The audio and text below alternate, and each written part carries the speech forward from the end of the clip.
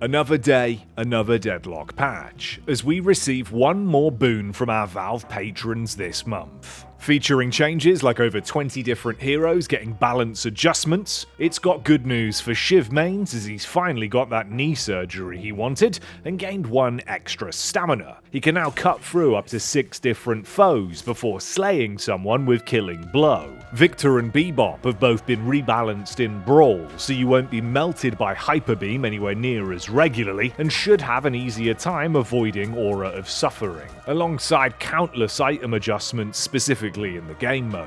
The Goo fandom have been nerfed once again, and Valve teased how viscous will look with DLSS 5. Billy got a new idle animation and walk cycle, and Drifter now sprints on all fours when using his ultimate or reaching high speeds, as we continue to get more new secret animations and undocumented updates to heroes. Stick around for a comparison of those later in the video. All this and so much more. So sit back, relax, and strap in for today's episode of Patch Notice. As always, I'm your host Jacky, and you're watching your favourite Deadlock patch breakdown here on Dead Air. Daisy and I have been hard at work getting tonight's episode ready with a large list of tweaks, adjustments, nerfs and buffs 23 different heroes have received. So, without further ado, let's dive right into it and check out the balance changes for the 21st of March 2025. Up first, we've seen some sweeping changes to the Vitality and Spirit investment bonuses that will affect the entire Deadlock cast globally. The Vitality investment tree bonus has been reverted back to its older system that was in the game during the December patches, where you'll be gaining percentage-based growth base HP increase via item category investment, rather than the newer raw constant bonus. Alongside hero health growth going up by +3 and 4% across the board, resulting in overall tankier heroes and potentially less likely to be a burst-heavy spirit meta, with sustain being improved across the board for all heroes. Context-wise, Amo and Krill with max level from boons and only one item, Colossus, would have 5,500 HP this patch, so you know roughly how much health we're talking here. Whilst we're on the topic of Spirit Burst, we've seen sweeping nerfs to the item investment growth for Spirit category. You can see the full values on screen, but for a simple breakdown, after the point of hitting your investment power spike at +38 Spirit Power for 4.8k souls invested, and up, these numbers have been reduced by a decent margin, reducing the overall bloat of spirit power on heroes over the course of a game. Combo this with the global health changes, and you'll seriously start to notice a difference to burst spirit damage this patch. Additionally, on that topic, we've seen the tier 1 or small neutral jungle camps, identified by that green circle underneath them, and their smaller overall stature, having an increase to their spirit resistance by 10%, increasing from 35% to 45%, to slightly stagger incredibly fast clears with early spirit damage during the lane to mid-game portion of a match. But with the overall general gameplay changes and global changes aside, let's talk heroes, or fates as they were once known in development. First up, running into action, it's the blue behemoth, Abrams.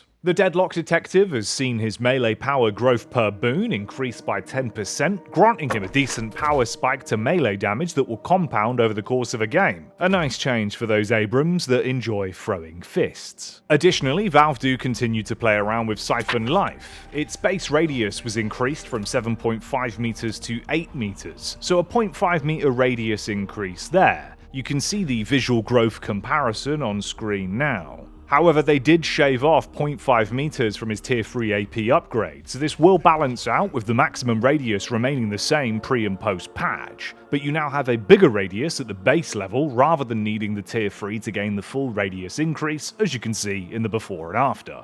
In terms of his damage mitigation and self-sustain, Infernal Resilience's tier 3 ability point upgrade saw its percentage damage regeneration increased from +7 to now being +8%. Finally, for Bluey, his ultimate, Seismic Impact, was adjusted in the following ways. You'll have the impact height increased from 4 meters to 6 meters, with the tier 2 AP upgrade stun duration increased now being 0.1 seconds longer, adding 0.7 seconds of stun duration overall to the ability. And the tier 3 unstoppable duration was also buffed by a full second, with Abrams now having 5 seconds of unstoppable to play with, adding some extra leeway to get those hits off following a successful slam. But whilst you're stunned down there, why not subscribe to Dead Air so you never miss one of our videos? It's free and really helps me and Daisy make such high quality content. It saves you the fear of scrolling the homepage for one of our videos hoping it'll pop up. If we upload, you'll know about it, especially if you ring that notification bell so you'll be one of the first to know and see hidden changes that are shipped in updates. So what are you waiting for? Meanwhile, whilst I've been saying that, Abrams has charged headstrong at Apollo, so let's deep dive into the changes for the Ixian Fencer. Not only did Valve secretly update his light melee animation a few days ago, changing it from a punch and the hilt of his sword as a hit to instead now be a more pronounced backhander, where he challenges foes to a duel, they also changed his default attacking stance and animation set, making him sway his way into attacks more and feel far more lifelike and dynamic with his poses, alongside tightening up his dash animation so that he tucks his legs in faster and tighter. Very cool.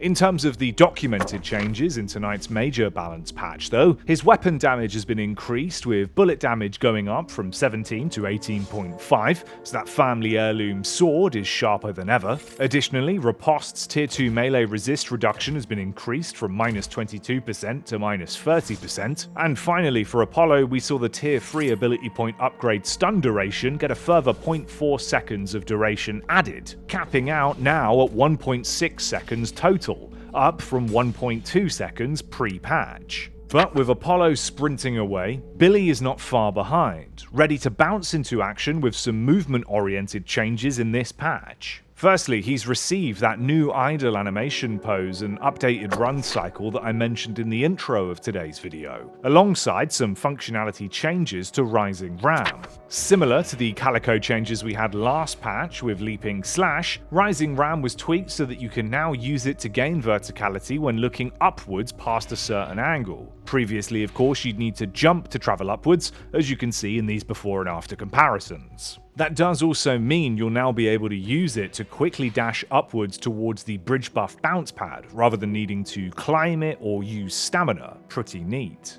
Dropping down though from the ballistic Billy Goat, let's see what's happened to the cat lady of New York, Calico. First up, we see the Deadlock team continue to play around with Leaping Slash. When the major balance patch hit nearly 2 weeks ago, Leaping Slash was at a scaling ratio of 1.5. We then saw this go down to 1.2, and now in tonight's update this has been further reduced to 0.8. So the nerfs are seriously compounding here. On top of all that, the cooldown has been increased by 2 seconds extra, giving it a CD of 13 seconds before each cast now. Although the tier 2 AP upgrade has also seen some changes in regards to the soul bounty on kill and the window of bonus souls being granted. Similar to Calico's scaling, this bounty value keeps dropping patch after patch. It had a gigantic bounty when first added as an AP upgrade with a generous window for kill confirmations. It's now dropped down from plus 225 souls with a 4-second window to plus 200 souls in a 3-second window, so I guess this cat's claws aren't so sharp anymore. On a more mechanical adjustment, transforming into Ava will no longer be blocked by damage over time effects, similar to how ziplines function, so you won't need to be as scared when sprinting in for a quick engage or disengagement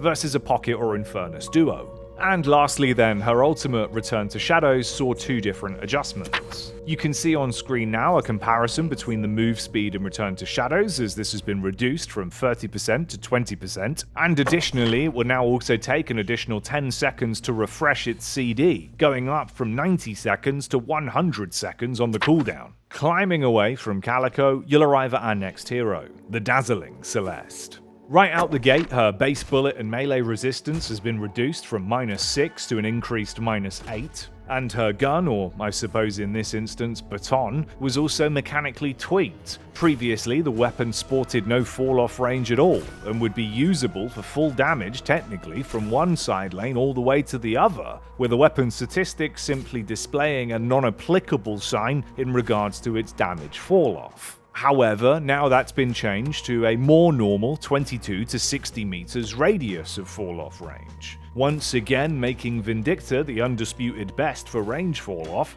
with her max distance end cap being 64 meters. Bullet damage wise, we've also seen the numbers pumped up from 18 plus 0.6 to now being 22 plus 0.7 weapon scaling ratio. Honestly, her gun always felt very strong in my eyes, and this change will now put her in the top 5 heroes for best bullet damage in the game, so be warned. Ability-wise, Light Eater had only the one change, with spirit scaling going up from a ratio of 0.23 to 0.28. We then saw Dazzling Trick get a couple of changes. Firstly, it won't grant the plus 1 meters of move speed increase at base level anymore, but will now grant plus 3.5 meters at tier 1 and above, an increase from the overall plus 2.5 meter pre-patch bonus, so removing the speed at base level, but granting the same value overall for your first AP investment, as you can see with a tier 1 example comparison on screen now. Radiant Daggers also got a few buffs, with the spirit scaling ratio going up from 0.42 to now being 0.56. Additionally, having its tier 2 AP reward now granting plus 10 more damage with a greater cooldown reduction of minus 18 seconds total. You'll even now be benefiting from a 1% increase on the rate of fire buff from the tier 3 ability upgrade now too, with it capping at plus 7% rather than plus 6. And finally for Celeste, the sideshow performer show stopping ultimate was nerfed once again too. Its max range was reduced from 15 meters to 14 meters, and I know that's only a slight nerf, sure, but the big one is the max bounce changes. Shining Wonder's tier 3 AP upgrade that would previously add 10 additional extra bounces on top of the Orb of Social Distancing will now only add 8 additional bounces when unlocked. You can see the comparison of ult duration with this change on screen now. This should make a noticeable difference in larger teamfights where the orb can bounce again and again. However, when one door closes, another door opens, and the doorman rears his head into New York once more. So let's talk Call Bell. Lots of changes here. You'll now continuously emit a slow from Call Bell at base level, with the spirit scaling for the ability also being reduced from a rate of 1 to 0.7 spirit power growth. The explosion damage spirit scaling was also nerfed, going down from 1.7 to 1.4. Functionality-wise, for the ability point upgrade rewards, we saw some sweeping changes to what they grant. The tier 1 was changed to now give plus 1 charge rather than the increased radius of plus 3 meters, and the tier 3 no longer gives you that plus 1 charge, instead now giving you a plus 4 meter radius. That's a big bell. You'll also gain plus 26 seconds of bell lifetime duration, an increase of 4 seconds here, with it also giving you an increased spirit scaling percentage going up by plus 0.4. They did gut the minus 15% slow increase that the bell was granting at tier 3 prior though. Next, in terms of his abilities, for doorway functionality, you're going to have some changes here where you won't have to guess your doorway ranges as much now, physically being able to see the distance cap displayed on the minimap. They also tweaked the ability's tier 3 max distance spirit scaling, reducing it from 0.25 to 0.15, as you could basically get doors halfway across the map before the update, so this has been toned down somewhat. The flat range increase of tier 3 AP upgrade for doors was also scaled back from a plus 50 meter increase to now only grant plus 45 meters, so a reduction of 5 meters of range there. You can see your rough mileage for distance with no items pre and post patch on screen now. And finally, they fixed some kind of broken luggage cart interaction where it was pushing players even if they had Unstoppable active if the cart went through a doorway. What a weird one. Running through the doorway to open a singularity straight to our next hero, it's Dynamo on screen next. For the Professor, we've seen his ammo count for the Vonnie gun going up from 18 rounds to 20 rounds base capacity. Additionally, some sweeping changes to the Stomp of Death, aka Kinetic Pulse. The spirit scaling ratio has been toned down from 2.1 to 1.8, with the base width of Kinetic Pulse going up from 5 meters to 5.5 meters. So a nice enough base increase there. You can see physically how this translates in game on screen now. Alongside that, the tier 3 AP upgrade max range increase has gone up from plus 16 meters to plus 20 meters of range added. For mechanical overhauls though, let's focus on quantum entanglements changes, as this now has the potential to be a seriously strong ability in team comps with many heroes that sport charge-based abilities, as you'll not only refresh one charge for all charged abilities within Dynamo's kit upon use at tier 3,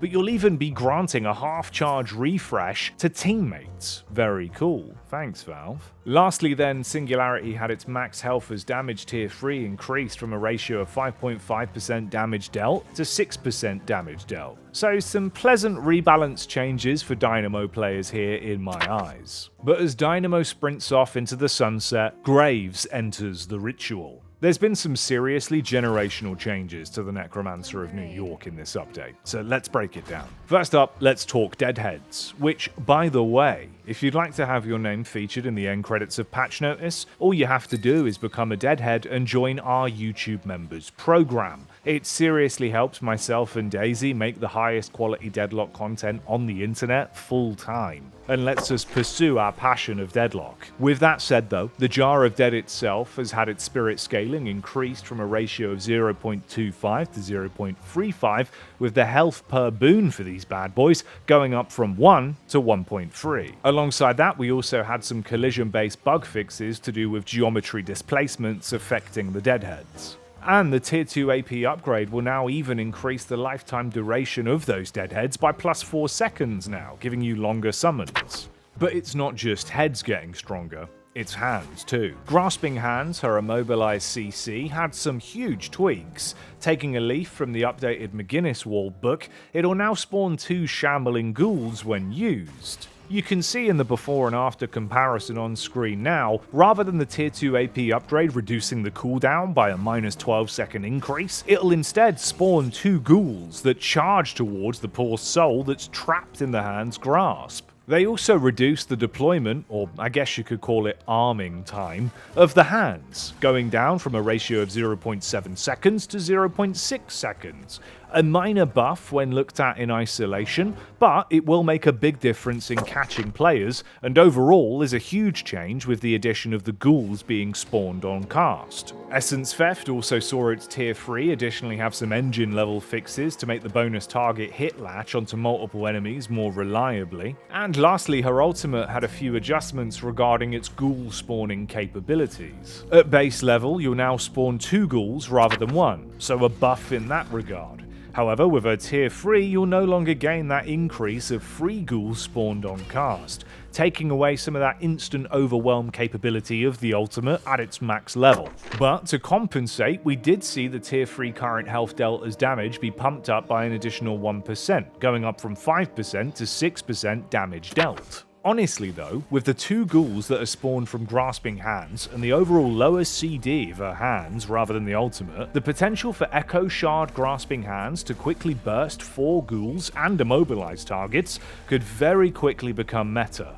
Food for thought, Graves players. Leaping away from Graves though, we arrive at Infernus next, your favourite bartender, always serving fireballs in more ways than one. To start, his reload time has been reduced from 2.491 to 2.25, so you'll be able to keep igniting players marginally faster between rearming his gun, or hand in this case. Moving on from feeding the hot hand, his dash has continued to become one of the big core focuses of his kit, and clearly the preferred playstyle that Valve are trying to encourage players to focus on. So once again, Flame Dash has been buffed. This time it's a buff about maintaining speed growth. As you can see in the before and after comparisons here, with max AP dash and enduring speed on Infernus, he'll carry more momentum when flame dashing in the post-patch footage. So this will now be putting a real pep in his step. On top of that, Concussive Combustion's tier 2 explosive lifesteal was upped from plus 65% to plus 85%, a whopping increase of a plus 20% lifesteal bonus, allowing for more potential clutch plays with lower HP threshold on Infernus.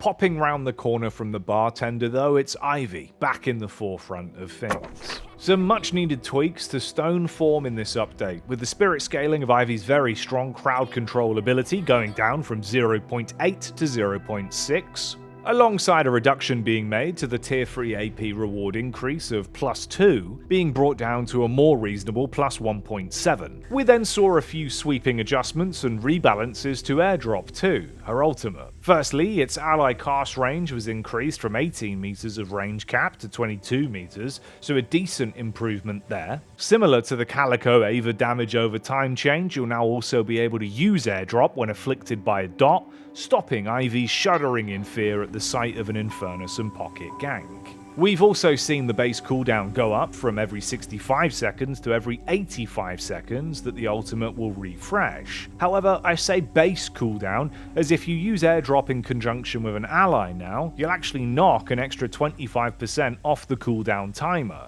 So it's now slightly harder for IVs to flee every bad situation and massively rotate every minute of the game, with more encouragement to try and support teammates in moments of need. Dropping down into the blinding whiteness of the tundra, it's the Iceman Kelvin next. First up, let's talk Frost Grenade. Its base level radius went up from 6 meters in size to 6.5 meters. Again, it might not sound like a lot here, but let's have a visual to give you a better idea of the growth of the size. You can see the difference we're working with at base level in terms of radius with the before and after that's on screen now. They did, however, as a counter to this buff, decrease the spirit scaling of the ability from a rate of 0.914 to 0.8, alongside reducing the tier 3 damage spirit scaling from 1.0 to 0.9. So base level radius increases, yes, but spirit scaling overall toned down. Ice Path also got buffed, with the cooldown reduction granted by the tier 2 AP upgrade going up from a 20-second reduction to now give you plus 25 seconds of reduction from the cooldown. And you'll be granted a bonus 20 spirit power at the tier 3 AP investment now too. Last but not least for Kevin,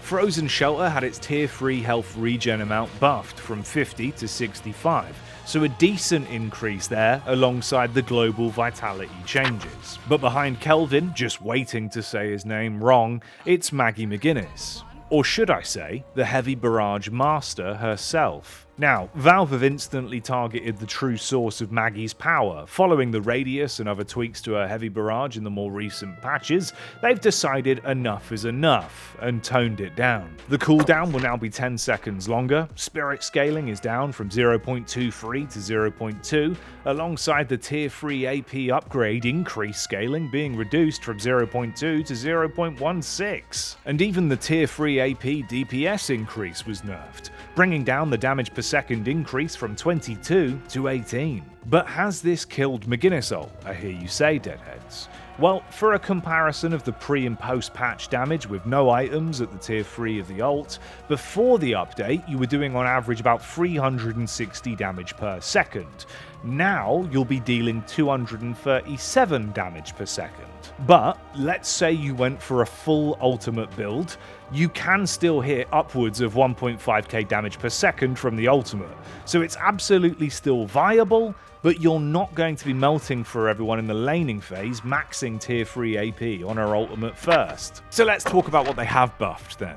Up first, her gun, services rendered. Bullet damage was increased from 6.0 plus 0.15 per boon scaling to now be 6.2 plus 0.16 per boon scaling. So marginally better bullet growth damage output there for Maggie. Similarly, they did buff the mini turret's base level attack radius, increasing it from 25 meters of range to now be 30 meters. And they even chucked on an extra 0.5 meters to the base width of Medicinal Spectre's radius too, as you can see in this before and after comparison in terms of how much range you're going to have to play with your healing. Finally then, for McGinnis changes, her spectral wall also saw a duration buff. It will now last 0.5 seconds longer. However, do remember you can now heavy melee these walls to break it into individual segments. Just a tip, as I still see a lot of players failing to break through the wall and still attempting to run around even in ascendant level games. As we descend from McGinnis though, we arrive at Mina, the new vampire queen of New York. Straight out the gate like a bat out of hell, Valve have fixed a broken interaction with Rake, dealing bonus damage versus low HP players incorrectly, basically ignoring spirit resist on low health targets. We had some functionality changes to our umbrella float too. You'll now have far more time to slowly drift in the air when playing as Mina Poppins, with the float duration going up from 2.5 seconds to 4 seconds, and you can even recast the float if you unzoom early. They also added some cool particles to the umbrella when floating, as you can see in this before and after footage. If you weren't aware, a few days ago they also made some undocumented changes to her parry animations, replacing it with another community suggestion from the forums. And Mina will now block incoming melees with her umbrella as she holds it out in front of her. Very cool. Thank you, Valve. Lastly, here's an interesting one. A bug fix regarding the targeting of Nox Nostra's bats being wonky was solved in this patch. So Mina was not properly converting damage due to missed connections from the bats. However, due to them actually now hitting reliably, Valve have gone back in and toned down the DPS values to compensate for the indirect buff. Let's talk numbers then. Pre-patch, no love bite stacks, she was dealing 375 damage with her ultimate, although it did fluctuate due to targeting inconsistencies. Now, post-patch, it's going to be closer to around 326 DPS with the ult. Bats and damage aside, as Mina now runs and ducks for cover, Mirage makes his appearance. Your prayers to the Jinn have been answered, Mirage fans. Many great tweaks here for Mirage players. Alongside the overall tankier HP pools for all heroes in the game, and that reduced spirit burst heavy meta, he's firmly back on the menu. I mean, hell, he was popping fools with Jinn's mark in extended fights before tonight's update anyway.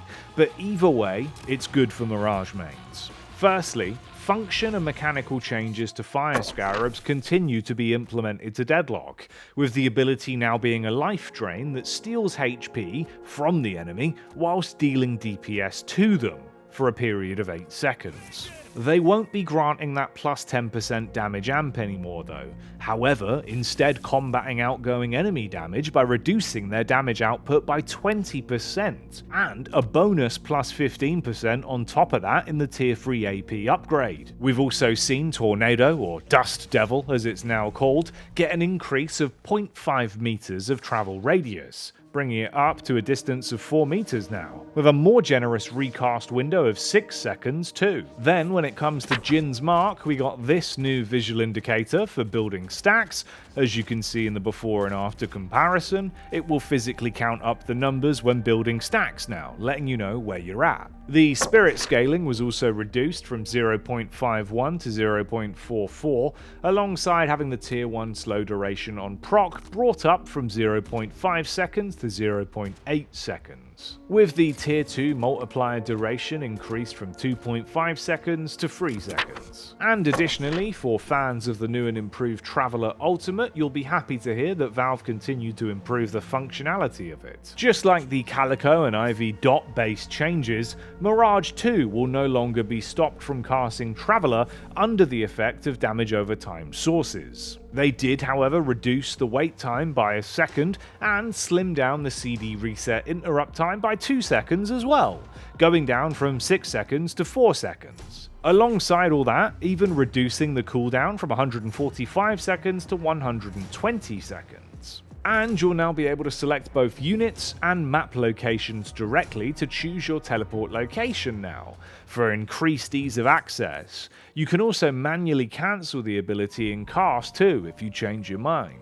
So an abundance of quality of life changes and mechanical improvements here. As we make a move away from Mirage though, we end up at the Mole Mastermind duo. It's Mo and Krill. Right out the mole hole, we've got some real compounding nerfs to combo. We've seen the base range reduced from 4.8 meters to 4 meters, although in practice, if you compare the before and after footage, it feels like this isn't super noticeable on the distance to grab. The DPS of the ability was also reduced in its base level state, going down from 45 to 40, alongside the tier 3 DPS increase going down from an additional plus 60 to now granting plus 50. And they further tweaked the spirit scaling DPS ratio as well, bringing that down from 1.2 to 0.6. However, the tier 3 AP upgrade will now add an additional plus 0.4 spirit scaling, so swings and roundabouts. Although there is one positive with Combo's cooldown being reduced. That's gone down from 140 seconds to now be 10 seconds quicker, refreshing the ability at 130 seconds between casts. And they also restructured the combo health growth from 50 to 30, and a growth rate of +1 per boon. However, this won't retroactively apply over the period of a game. Just behind Mo and Krill though, lurking into frame, is Shiv.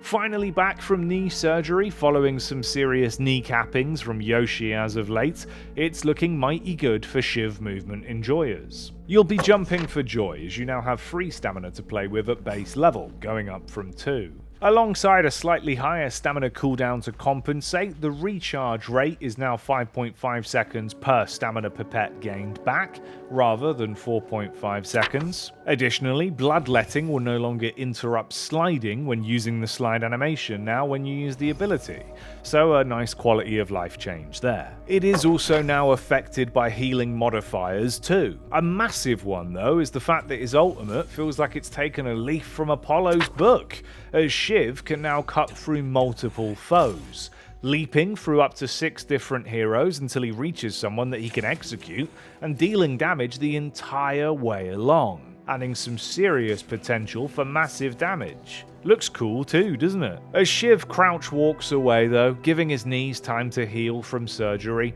Silver isn't far behind, stalking her prey. When it comes to the drinking lichen bounty hunter, her slam fire accuracy has been nerfed. Now, it was meant to make your weapon accuracy worse to add a skill factor to connecting all 3 shots for the bonus damage. However, in practice it was a performative accuracy reduction at best really, wasn't it? As you can see in this before and after, even with this new -30% reduction to accuracy at mid-range, it'll only slightly increase the spread of the weapon's pellets. So unless your target is rapidly moving, connecting shots with your tracing whilst using this ability should still be more than okay. Basically anything that's a movement ability in her kit will now more accurately scale with range increases too. And on that subject, you can see that she's been given the Billy and Calico treatment, with boot kick now having a breakpoint angle to gain verticality when used, just like Rising Ram that you saw earlier in tonight's patch,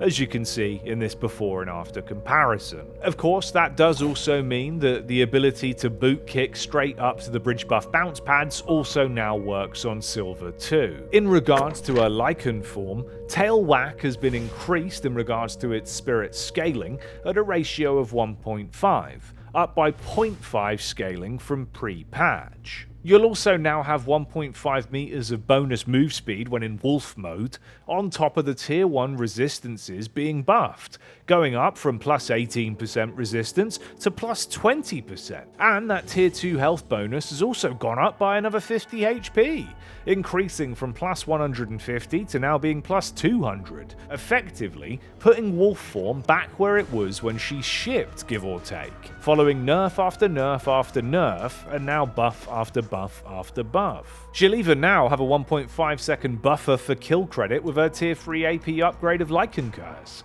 so you'll try and get that heal and ability refresh a little bit more frequently. So Silver is looking like she's ready to claw her way back up the tier lists once again. I know you all love tier lists. As Silver exits stage left though, emerging from his crypt once more, it's Victor. And this time, it's actually a big Victor nerf on the menu. Oh boy, fresh meat. So straight out the gate here, we can see a 30% effectiveness reduction from lifesteal is now baseline in Victor's stats. This of course is also reflected in the vitality tooltip segments of his stats now. This means you're only going to gain 70% effectiveness of any lifesteal you buy. However, they did marginally increase his HP per boon growth from 46 to 50. We also saw some sweeping changes to Shocking Reanimation, his ultimate.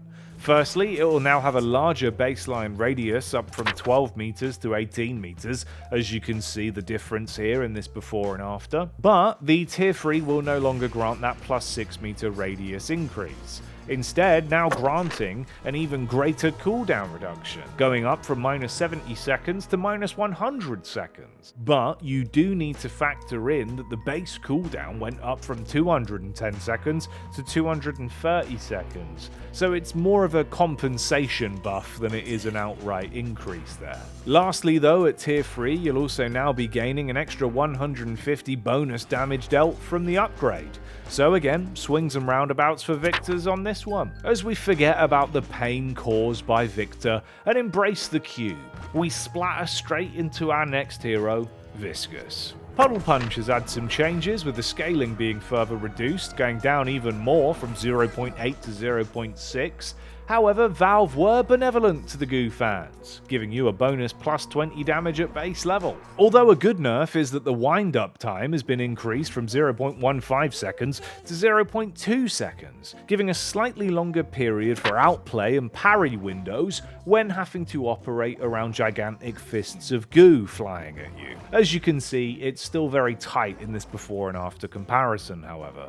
They also changed the displacement as well for Punch. It's going to be tweaked so it's now a 0.6 second displace rather than 0.8 seconds. And lastly, to stop some of the silliness from Gooball constantly chain stunning the enemy in a choke point, leaving you endlessly stun locked, the downtime between stun lockouts was increased from 1.25 seconds to 1.35 seconds. And the built-in stun duration itself went down from 0.7 seconds to 0.5 seconds.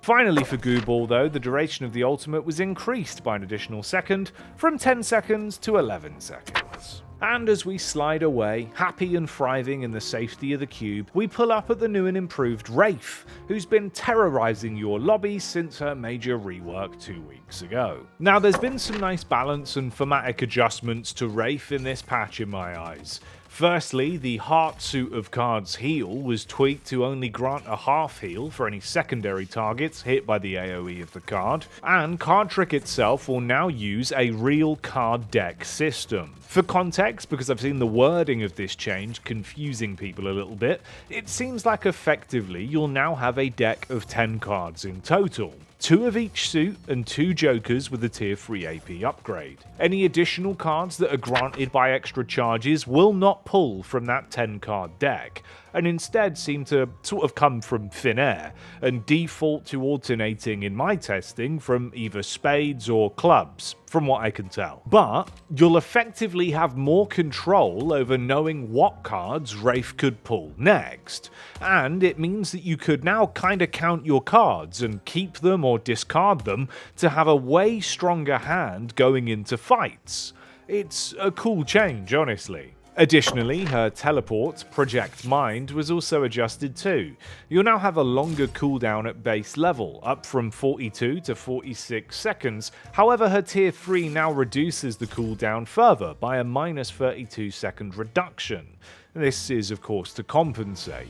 Longer at base, and balanced out at max AP upgrade for a Project Mind then, in terms of the cooldown. A nice quality of life change regarding that new tier 3 AP upgrade for full auto that gives you unlimited ammo is that you'll now have your reload cancelled if you're partially through a reload when popping the ability, so you can instantly shoot and get the most out of that AP upgrade, rather than being caught haphazardly in between a reload when you want to use the ability, but not being able to use the full duration. So again, another nice change there. Although for some reason right now Wraith's drum mag is constantly stuck down by her feet once she completes a reload. So Valve, please fix. Her ultimate telekinesis also got some tweaks. Cast time is now longer at 0.45 seconds, up from 0.35 seconds. Alongside the debuff duration being reduced from 2.75 to 2.25 seconds in length. And Valve shaved off 3 meters from the total cast range, going down from 13 to 10 meters, with finally the cooldown going up by 10 seconds, so you'll now have to wait 130 seconds to use telekinesis each time. And with that said, it leads us to our very last hero of the patch, Yamato. For Yamato, it's just the one change, a broken interaction with Flying Strike's melee damage proccing heavy melee damage effects, whilst of course still dealing light melee damage. This has now been fixed, and Bosh! That's the hero changes we've seen in tonight's patch. But there is more to be seen, as the shop's inventory of relics saw many changes to the balance and overall adjustments to ability range on many items. So let's join that massive line that's building up as everyone rushes to get their new and improved items and see what's changed here. So firstly, let's touch on the fact that almost every item in the game that grants increased ability range scaling has been reduced by upwards of 5%. For a comparison of some of the more mainstay items you'll be using for ability range growth, here's a comparison of ballistic enhancement on Hazel, pre and post patch, so you can see roughly how much range increase you're losing. And for greater expansion, here's the radius on base level Rabbit Hex on Sinclair with greater expansion pre and post patch. These items both had 5% taken off their radius. Next, for the more specific item tweaks, we saw weighted shots have its debuff resistance increased from plus 18% resistance to plus 20%, while burst fire had its duration increased from 3.5 seconds to 4.5 seconds, alongside having its cooldown increased from 7 seconds to 9 seconds. Blood tribute will now grant lower spirit resistance, down from 10% to 8%. Similarly, Enchanter's Emblem also saw a spirit resistance increase, going up to 18% from 15%, and Resto Locket now grants a 2% higher spirit resistance as well. In the bullet category for resistance, the baseline metal skin bullet resist that's built into the item, barring the active, was dropped from 15% to 12%. Counter Spell also saw its health granted being reduced from 100 bonus HP to just 75, and Boundless Spirit now has the constant spirit bonus granted being reduced from plus 35 to plus 30 instead. Finally, Golden Goose Egg had one minor mechanical tweak this patch that should stop you from accidentally hatching the egg and then going, "What? Where's my egg gone?" when you're ziplining back to the base. That's never happened to me. You'll now have a 2-second cast time to activate it. Effectively, that's the fix there. So you've got a bit of a leeway to go, whoops, don't want to do that, and cancel it. And there you go. That's everything that you need to know about the nerfs, buffs, tweaks, and hidden changes in the latest Deadlock update. As always, don't forget to like and subscribe if you enjoyed the video and the content myself and Daisy make here at Dead Air. And while you're there, why not comment your favourite or most disliked part of the update down below in the comments and spark a bit of discussion with the rest of the Dead Air Deadlock community. And be sure to give your thanks to Daisy for her amazing graphics as always. It wouldn't be Patch Notice without me and Daisy putting the time and effort in, so be sure to let her know you enjoy her hard work. Lastly, if you're attending DreamHack Birmingham next week, myself and Daisy are going to be the main stage hosts for the entire event, and would love to see the Deadlock community loud and in the flesh in Birmingham. So if you're in the crowd and you hear us shouting about Deadlock, be sure to say hello. As always, thanks so much to the incredible people that support us here at Dead Air and allow myself and Daisy to do this full time and make the high quality content that you guys really enjoy. We salute you deadheads, thank you so much for being YouTube members. If you want to join these amazing people that are helping us create these videos, please consider becoming a YouTube member today. You can hit the join button and you have many different price points to become a member. Of course, if you can't afford that, I completely understand, and instead encourage you to subscribe or just stick around and make sure if you want to know what's going on in Deadlock, you come to Dead Air first.